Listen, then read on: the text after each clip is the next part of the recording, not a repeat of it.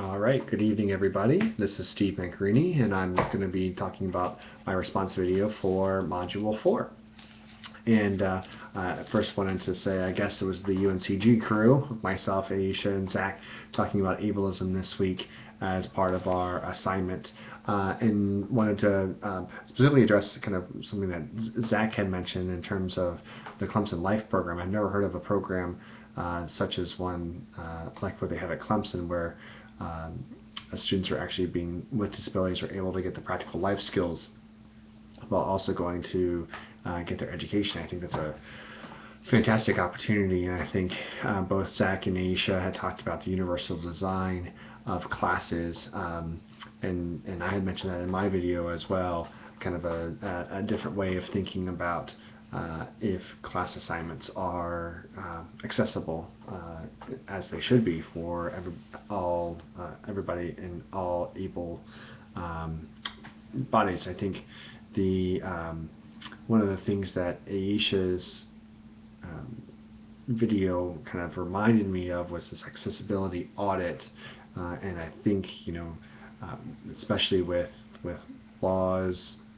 in terms of accessibility, those types of audits are really necessary in order to make sure that students who are either temporarily disabled physically or permanently disabled physically have access to all of the facilities that the institution offers. In that accessibility audit kind of framework, it reminds me of a program that we did in one of the residence halls when I was a residence director, and the program included kind of a collaboration with our health center, where we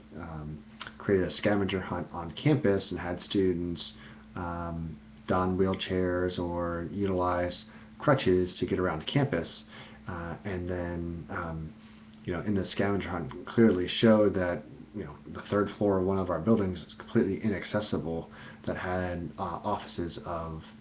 faculty members located in it. And I think that really showed our students that we live in an ableist society, especially on the college campuses, and really was eye-opening for those students and myself additionally, having worked there for several years, not even recognizing that as an issue or a problem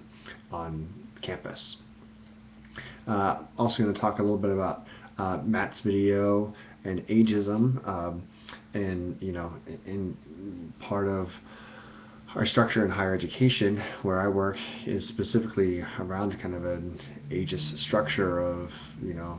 a older faculty member who is teaching some sort of class, and of course the stereotypical classroom pedagogical structure is where a faculty member is instructing specifically towards students who are very passive in their ways. And I think really one of the things that Matt alluded to, and I think is really more popular maybe in higher education settings, is this idea of creating knowledge within a class room setting, where the faculty member is kind of creating this knowledge together with the students versus imparting knowledge towards the students. And I think that kind of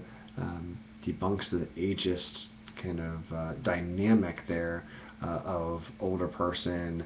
dictating information to younger person here in this type of setting. And really kind of these new classroom structures, these flipped classroom structures where students are doing work outside, coming in and doing activities and engaging in that way, helps to dismantle this ageist structure. I also think about decisions in higher education settings, and if we can try to make those decisions as much as possible in a student-centered way, where we're really thinking about students and engaging students in the decision-making process, that hopefully will be helpful as in, again, acknowledging and dismantling kind of ageist thoughts, really about older people and not taking younger people's thoughts into consideration when making decisions. So with that, I see I'm done with my 5 minutes. I hope everybody had a good week and that your projects are wrapping up nicely. Have a great rest of the day.